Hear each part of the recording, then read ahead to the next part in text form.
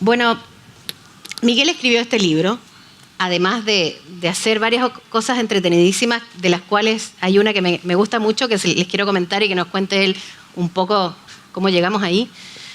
Miguel comenta ciencia en un programa de fútbol de la radio, en un programa típico de fútbol, de esos que están hablando de, no sé, pues la Universidad Católica con Colo-Colo, van en 3 goles, paran y ponen 1 minuto de ciencia, 2 minutos de ciencia. ¿Por qué no nos cuentas esa experiencia, Miguel?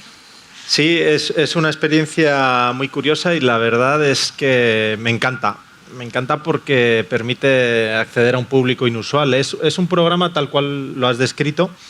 En vez de Colo-Colo, Universidad Católica, Real Madrid, Atlético de Madrid, lo que estamos escuchando.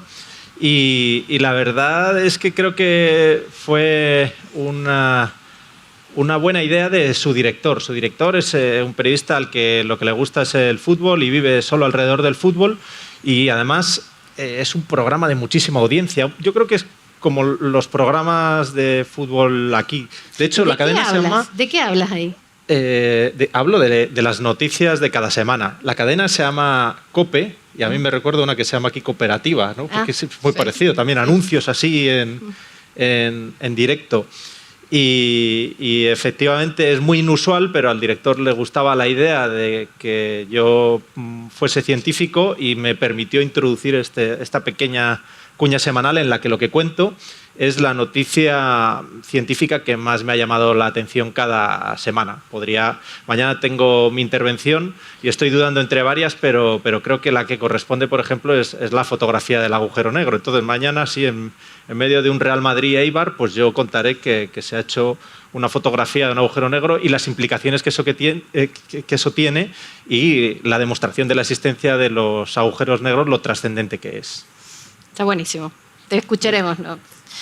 Bueno, nosotros estamos aquí para hablar de genes y cómo el ambiente nos modifica o no, en función de los genes que tenemos. Y para eso yo quiero preguntarle antes algunas cosas a Miguel para que entremos en conversación.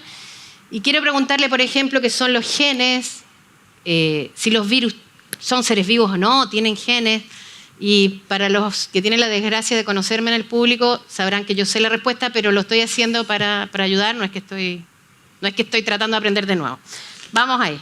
¿Qué es un gen, Miguel? Bueno, si me equivoco... Y aquí nos vamos a reír porque ustedes sabrán que no sabemos qué es un gen, pero dale. No, es verdad que la definición de gen se nos resiste, pero una definición funcional para andar por casa, y a mí es lo que más me gusta de la faceta divulgativa, que no hay que ser tan riguroso y tan estricto como tendemos a ser los científicos encorsetados. Aquí se trata de entendernos, y una definición para entendernos sí se puede dar. Todos estamos hechos de células, de varios billones de células, y dentro de cada una de ellas tenemos nuestra copia de nuestro ADN, que es nuestro solo. No hay ninguno igual, salvo que tengamos un gemelo monocigótico. Evidentemente se parece mucho el de todos los miembros de la misma especie y se parece un poco menos el de especies cercanas. Y en esa copia de ADN particular que tenemos en cada célula y que cada parte del cuerpo lee un trocito, pues si nos la imaginamos de una forma lineal, y aquí ya me lo estoy inventando porque no es lineal, pero si nos lo imaginásemos como un manual de instrucciones en el que hay una tira, en esa tira vamos encontrando distintos segmentos que llamamos genes, y esos segmentos los definimos porque de la lectura de cada una de esas partes sale un resultado, se produce algo. Es un plano, un manual de instrucciones que si lees el trocito que hay por aquí, el resultado es que sintetizas una proteína que vale para el pelo, pero si lees el trocito que hay por aquí, sintetizas una proteína que vale para el cerebro. Entonces, cada segmentito que tiene una utilidad lo llamamos un gen. Definición más bien falsa, pero de andar por casa, porque la verdadera, de verdad que no nos ponemos de acuerdo en qué es los científicos, pero porque nos gusta Oye, liarnos. ¿Cuántos genes tenemos? Tampoco se sabe con exactitud. Sí, efectivamente. ¿Qué día es hoy? Hoy es sábado, bueno, 20.000. Pero mañana domingo serán 19.000 y luego serán 25.000. Entonces, alrededor de los 20.000 genes, esto no quiere decir que el ADN solo sirva para 20.000 cosas. Y esto es lo que complica la definición de genes, que luego los genes interactúan entre sí, suman sus funciones. Entonces, 20.000 genes sirven ¿Y cuánto para cientos de tiene miles de cosas. una bacteria más o menos? ¿Tienes idea? Yo no me acuerdo. Depende de qué bacteria, pero vamos, hay los virus que Son más chiquititos. son una unidad mucho más simple, pueden funcionar con 3 genes, porque nos roban a los individuos a los que nos infectan parte de nuestra genética, se aprovechan de ella. Y aquí vuelvo a la primera pregunta. ¿Qué es un virus? Es un trozo de ADN incompleto que se encapsula y que necesita utilizar el ADN de otro ser vivo para realizar su función total. Por eso está el debate de que los virus, según muchos científicos, no son seres vivos, porque ellos solos no tienen la capacidad de reproducirse, necesitan a un hospedador. Oye, vayamos ahora a otro tema que te encanta, que es la evolución. En el libro, Miguel explora hartos aspectos de la evolución. ¿Por qué no nos dices qué se entiende por evolución? Porque lo escuchamos mucho y desde la biología tiene una definición bien específica. Bueno, describir la evolución es complicado. Yo escribí este libro porque mis amigos me empezaban a hacer preguntas de este tipo y decidí que me costaba tanto responderlas sintetizando que dije, pues les hago un libro. Tomad. Toma. Entonces, oye, no te voy a hacer a ti lo mismo, ni les voy a hacer a ustedes lo mismo, en plan, ya, leedlo, porque es más fácil leerlo cuando está escrito y te has sentado a pensarlo que responder así en caliente. Pero al final, la evolución, para mí, podría decir, y así me invento una definición ahora y hacemos una primicia, es el proceso más fascinante que ha ocurrido desde que existe la Tierra.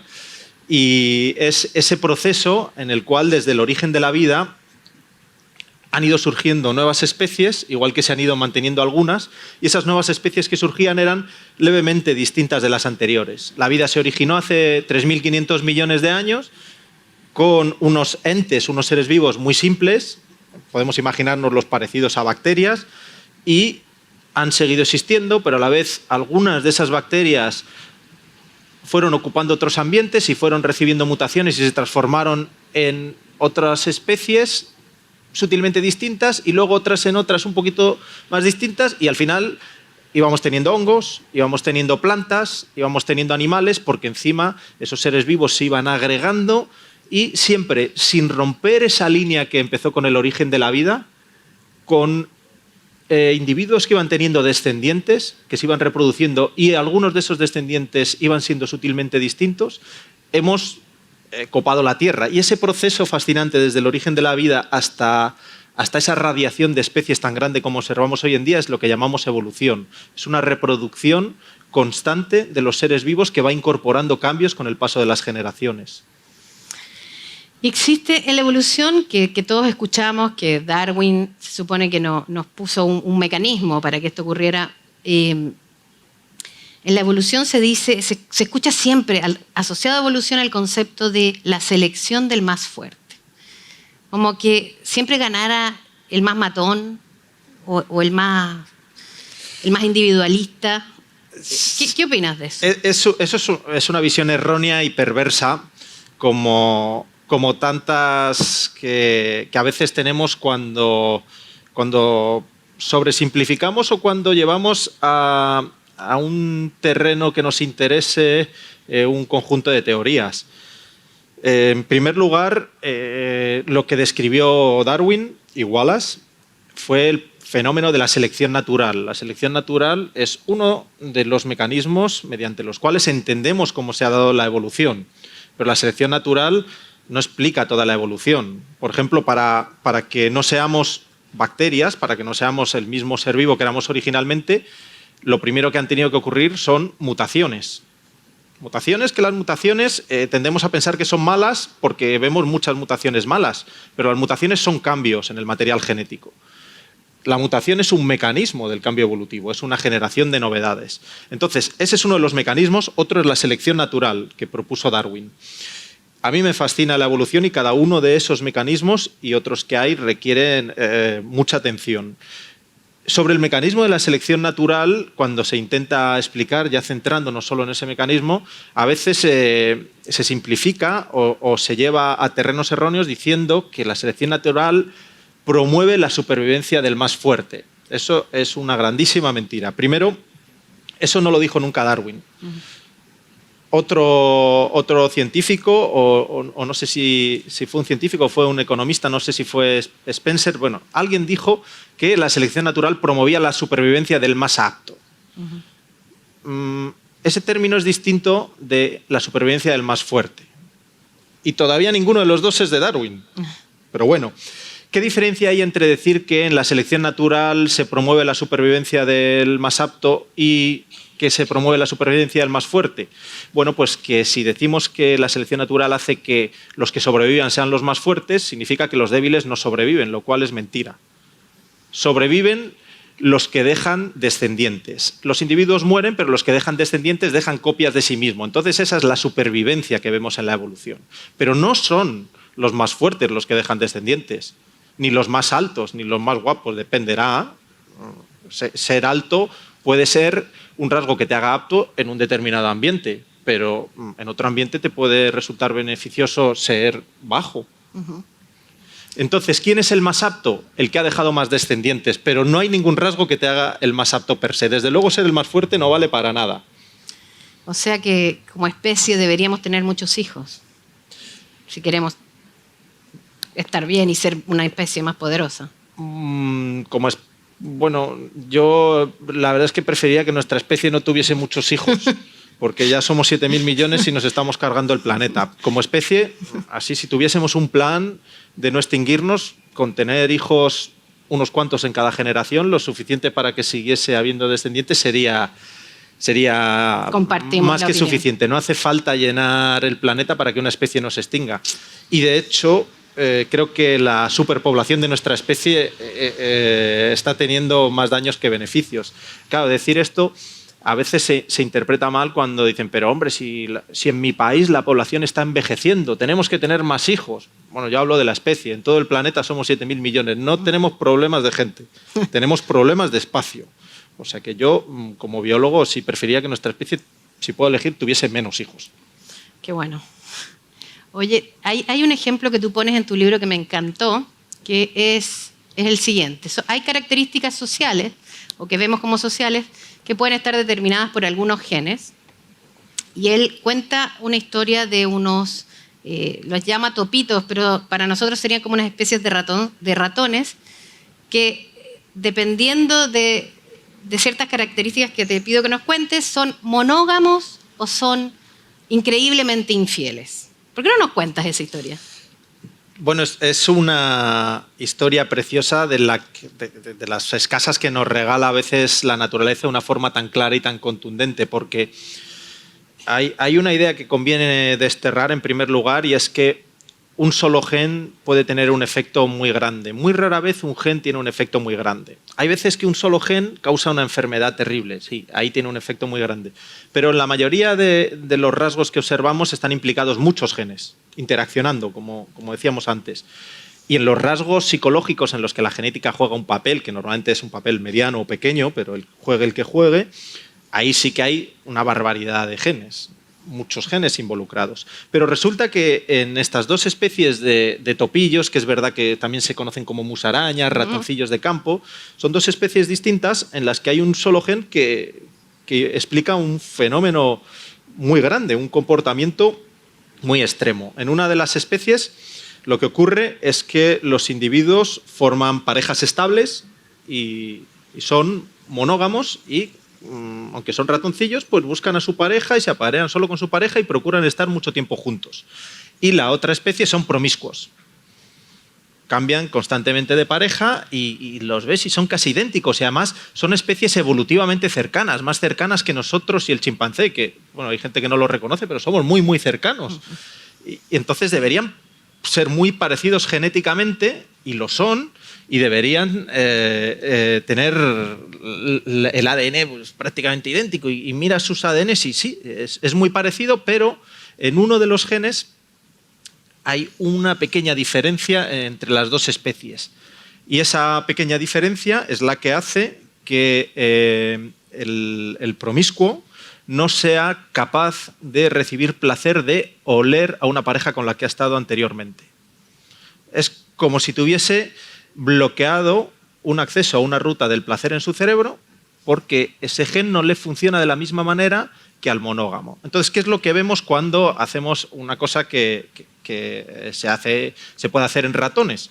Y digo que se puede hacer en ratones porque seguro que alguno va a decir, vamos a mirarlo en humanos. Bueno, lo que se hace en ratones no se puede hacer en humanos, afortunadamente. Lo que se hace en ratones es mirar qué efecto tiene ese gen y entonces se ve que el promiscuo en una zona del cerebro tiene un montón de receptores. ¿Qué significa esto? Bueno, que en su cerebro abunda una proteína, abunda un canal que hace que cuando huele a su pareja, por ese canal entre una hormona que le produce placer. ¿Qué pasa cuando miras al promiscuo? Que no tiene canales de esos. Entonces, cuando huele a su pareja, aunque él tenga la misma hormona, esa no entra en el cerebro, no hay placer. Es como si, en cierto modo, no pudiese oler el placer que le produce el contacto con su pareja. Lo bonito de todo esto, y aquí es donde se va a ver claro por qué no se puede hacer con humanos, es que puedes modificar genéticamente a estos ratones. Y entonces, si tú al ratón monógamo le modificas los genes para que no sintetice ese canal, se vuelve promiscuo. Tocas un gen y el ratón monógamo se vuelve promiscuo como el que más. Y al ratón promiscuo le alteras el gen para que sea como el del monógamo y el ratón promiscuo se vuelve monógamo. Es fascinante, tocando un solo gen. Entonces, claro, esto abre unas puertas tremendas a la especulación. Primero, ¿los humanos tenemos ese gen? Yo lo sé. Pero, ¿tú lo tienes? Yo sé si lo tenemos o no. ¿Lo digo? No, vamos a ver, sí, lo tenemos. Ahora, ¿es en la variante del ratón monógamo o del ratón promiscuo? Bueno, lo primero que hay que decir aquí Levanten es que la mano, ¿quién tiene porque monógamo acá? Se va a acertar el resultado. Lo que pasa en el humano es que algunos individuos tienen más receptores y otros menos receptores. Es decir, hay las dos formas del gen. Existen las dos variantes repartidos en distintos individuos en la población. De nuevo, esto no quiere decir nada. En primer lugar, vamos a aclarar, porque si hay algún abogado aquí, enseguida le va a encontrar una utilidad tremenda a todo esto. No quiere decir nada porque no podemos hacer los mismos experimentos con los ratones, como decía antes, afortunadamente, y porque nosotros no somos ratones. Somos mucho más complejos. Añadimos a lo que sea que nuestra biología nos da, añadimos capas y capas de educación, capas y capas ambientales y capas de posibilidad de anticiparnos a cualesquiera que sean nuestros instintos. Dicho esto, lo de los topillos reconoceréis que es fascinante. Bueno, en esa misma línea me acordaba el otro día de los experimentos Hubo un experimento el año pasado que se supo que estaba ocurriendo en China en que se modificó bebés humanos para cambiarles un gen. Tú escuchaste ese experimento, Miguel, ¿no? Sí. Se hace con una tecnología que está muy de moda, que se llama CRISPR. ¿Tú nos podís contar ese experimento? Porque esto es parte de lo que creemos que todos como ciudadanos debemos conocer porque tiene implicancias para el futuro y creo que tenemos que tener una opinión. ¿Por qué no nos cuentas? Sí, la verdad es que estoy muy de acuerdo contigo en la conclusión. Es un fenómeno de tanta repercusión que en el fondo es una información que debe estar en manos de todos los ciudadanos. De nuevo, por eso yo creo que es tan importante la divulgación y por eso es tan importante que haya eventos como este y textos. Esta técnica, que es lo que se conoce más comúnmente como la edición genética, y la herramienta se llama CRISPR-Cas, pero eso es lo de menos, la edición genética lo que permite es extraer un gen o extraer una variante de un gen, el gen X, e introducir ese mismo gen que funcione de otra manera, un leve cambio.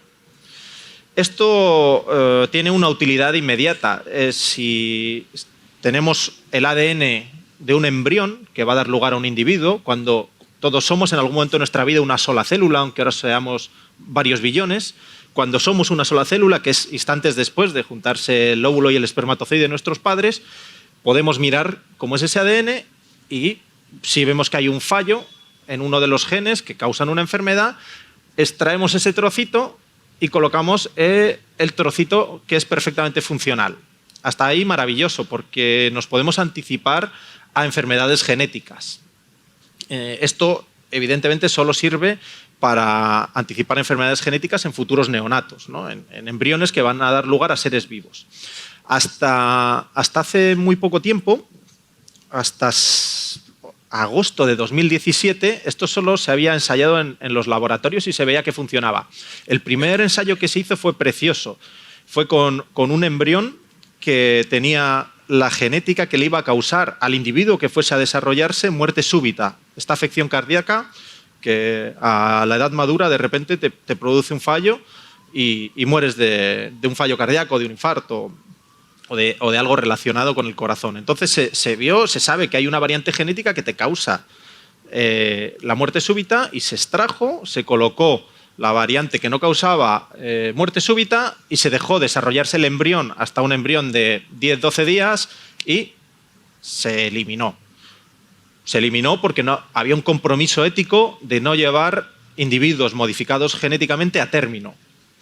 Estos son experimentos en humanos. Sí. Entonces, esta herramienta funciona estupendamente, pero no se aplicaba.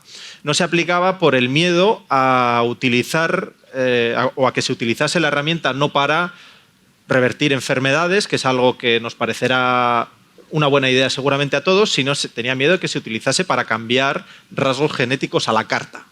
Entonces, los científicos dijeron, lo sabemos hacer, pero paremos. Vamos a hablar de esto tranquilamente, que es justo lo que decía Virginia. Es algo que los científicos no debemos hacer sin consultar antes qué es lo que quiere la ciudadanía, porque esto es un cambio importante y una genética del futuro.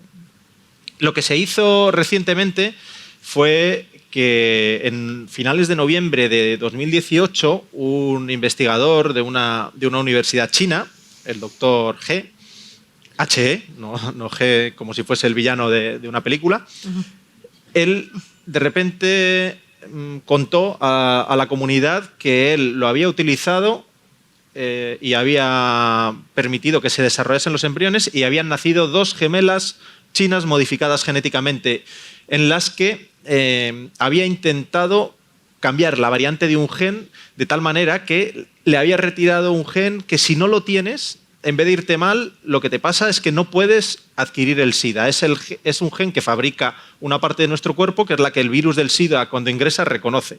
Entonces había extraído ese gen, si el virus de SIDA ingresase en esas chicas, se iría, moriría. No podría hacer nada para vivir. Como hemos dicho que el virus necesita de nosotros, pues no lo podía hacer. Y al parecer, aunque hay bastante incertidumbre al respecto y está habiendo mucha polémica, ya hay personas que han nacido modificadas genéticamente.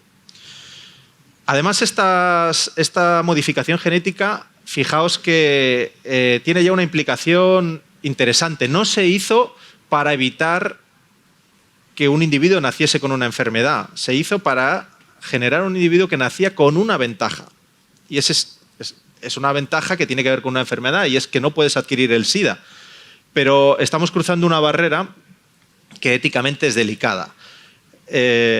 Queremos que se fabriquen individuos que posean ciertas ventajas con respecto a otros. ¿Nos da miedo? ¿No nos da miedo? Es algo que tenemos que pensar todos. ¿Tenemos miedo a que esto se vaya a utilizar para que la gente con más recursos modifique a su descendencia, los que tienen menos recursos no lo puedan hacer? ¿Tenemos miedo de que se vaya a utilizar para hacer individuos más altos y más guapos? Pues podría ser. Ahora, también hay que aclarar que la tecnología no llega tan lejos y que aunque sirva para sacar un gen e introducir otro, sacar el que está estropeado e introducir una versión mejor, por ejemplo, lo que no permite la técnica es sacar cientos de genes e introducir cientos de genes. Y también hay que tener en cuenta otra cosa interesante, y es que si van a intentar que, por ejemplo, la descendencia que se genere en el laboratorio sea más alto, les va a salir fatal, porque ser alto no es solo una cuestión genética de la que dependen cientos de genes, sino que después tienes que alimentar bien a tus hijos o no van a ser altos. Es decir, hay que tener en cuenta que muchos rasgos no son exclusivamente genéticos, sino también ambientales. Pero este fenómeno de la edición genética, como decía cuando lo introducía Virginia, yo creo que es algo que todos debemos de pensar, todos debemos de tener una idea al respecto y debemos de exigir a nuestros legisladores y a nuestros gobernantes que lo tengan presente y que hagan lo que nosotros queramos, porque no es una cuestión solo de científicos, desde luego. Oye, me dejaste preocupada igual. ¿Cuánto de nuestros genes realmente nos determina cosas como la inteligencia, por ejemplo? ¿Y cuánto es la educación, el ambiente que nos toca vivir? Bueno, es la pregunta más difícil de responder en abstracto. Hay rasgos que son puramente genéticos, los menos son rasgos físicos. El color de ojos es puramente genético. Uno se puede poner unas lentillas de colores si quiere, pero el color de ojos no puedes hacer nada para cambiarlo. Da igual dónde estudies, da igual lo que comas, es el que tienes. El grupo sanguíneo es el que tienes. Otros rasgos combinan la genética con el ambiente. Por ejemplo, lo citaba hace un momento, la estatura. La estatura está determinada genéticamente. Uno nace con tendencia a ser más alto o más bajo, pero claro, no va a medir lo mismo si se cría en un ambiente que en otro.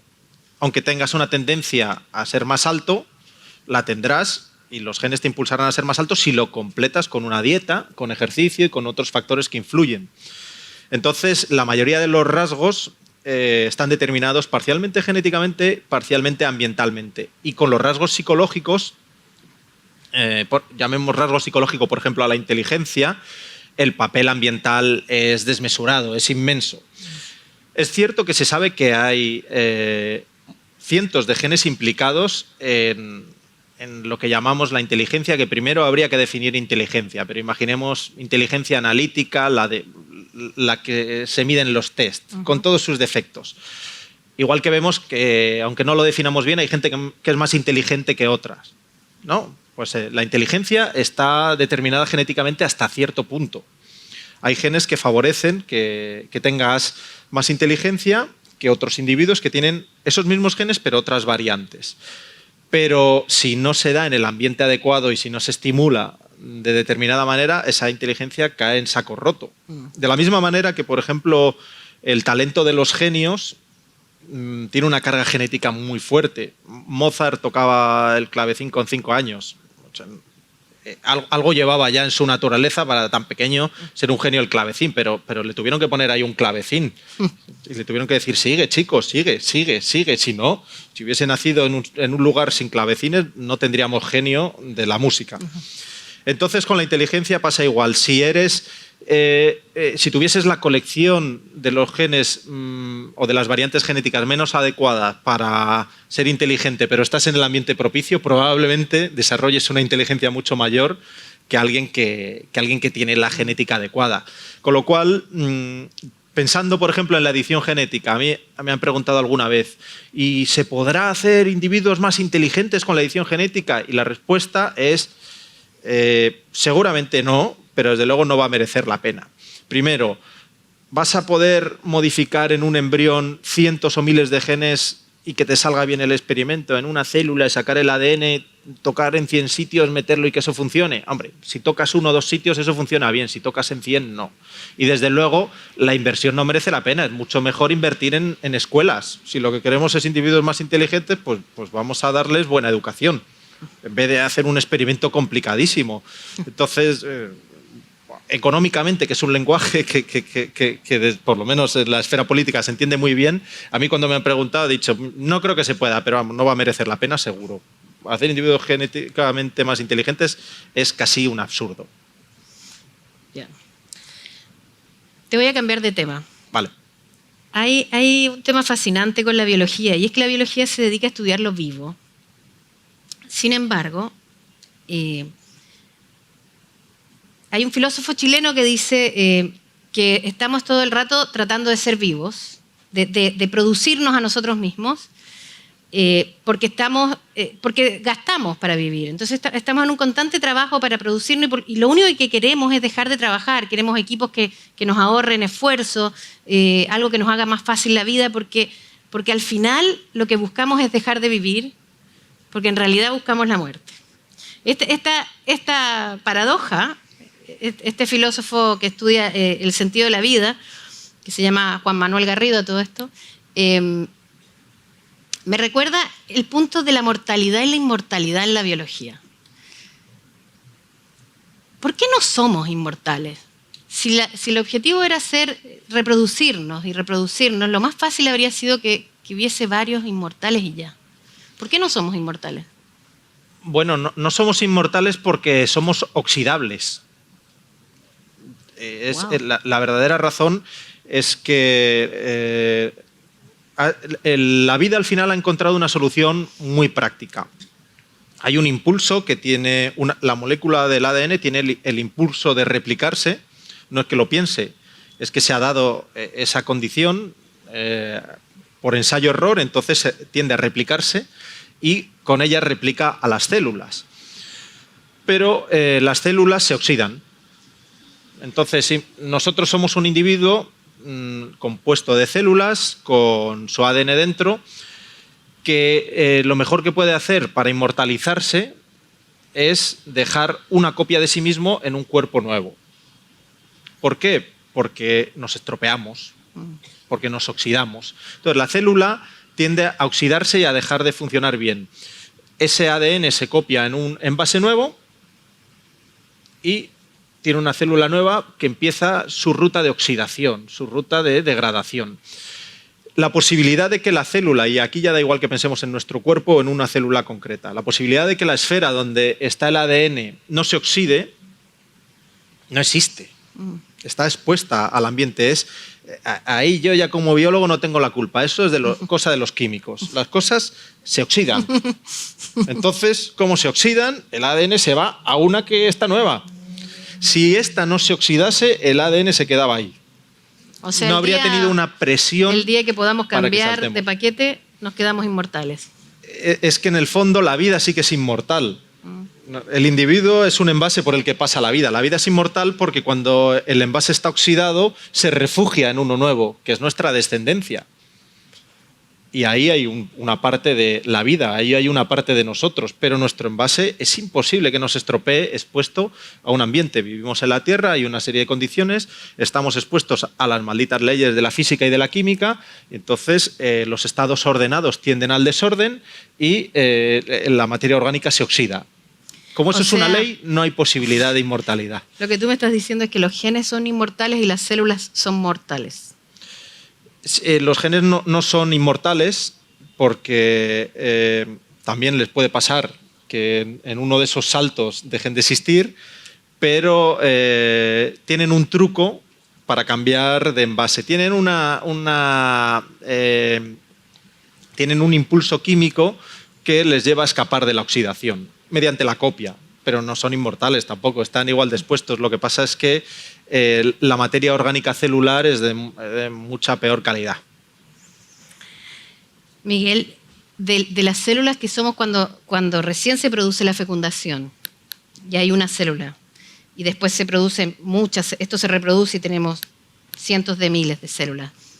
Desde esas células primarias a cuántos somos hoy, ¿cuántas células nos quedan de esas? Es complicado, probablemente ninguna. Antes se decía que las neuronas no se renovaban, las células del cerebro eran las mismas toda la vida y que por eso entonces no había que tomar cerveza porque se te morían. Yo no es que esté recomendando tomar cerveza, pero eso ya se ha visto que no es verdad, si se renuevan. Entonces, probablemente no quede ni una sola, ni siquiera de hace 10 años. Se renuevan. Nosotros tenemos la sensación de ser el mismo individuo por la forma de la que funciona nuestro sistema nervioso, por una suerte de espejismo que ha resultado muy útil, porque si pensásemos que somos uno distinto cada día, nos confundiríamos y se nos olvidaría reproducirnos, que al final es de lo que trata todo esto. Pero, por ejemplo, las del sistema nervioso al parecer se renuevan muy lentamente. y puede que nos quede alguna de hace muchísimos años. Pero las del digestivo se renuevan en una semana. Es decir, nuestro intestino, de marzo no nos queda intestino. O sea, estás convencido que eres el mismo, pero el intestino lo has cambiado entero. Por eso, por esa sabiduría, y por supuesto no es una sabiduría, es un impulso químico que tiene el ADN de cuando algo se estropea, y en el intestino se estropea mucho, renovarlo. Entonces, sí, no somos... por suerte tenemos ese espejismo de pensar que somos el mismo que cuando nacimos, pero nada, vamos, no queda nada de cuando aprendí a montar en bicicleta. ¿Y cuánto queda de ti desde que partimos de esta entrevista? No lo sé. Pues habré perdido un trozo de intestino, me imagino que es el que va más rápido. Espero tener todas las neuronas intactas. Oye, pero estoy más oxidado, ¿eh? Eso lo noto. Sí, igual que tú. Yo más que tú. No. Oye, hay un ejemplo que a mí me gusta mucho de un ejemplo de cómo algo que tiene que ver con cómo se ve un individuo y cómo actúa, no está determinado con cómo cambian sus genes, sino cómo cambian los productos de los genes. Y es el ejemplo, no sé si ustedes han visto en las películas el ejemplo de las langostas, de estas plagas de langostas típicas de Egipto que pasaban y se llevaban todas las plantaciones, ¿lo han escuchado? Estas langostas que se lo comen todo al paso. Bueno, estas langostas son la misma especie exactamente que el saltamonte maravilloso y suavecito y súper tierno que vemos en el jardín. Ese verdecito que salta, e incluso hay dibujos animados de niños en que este es como el simpático de la película.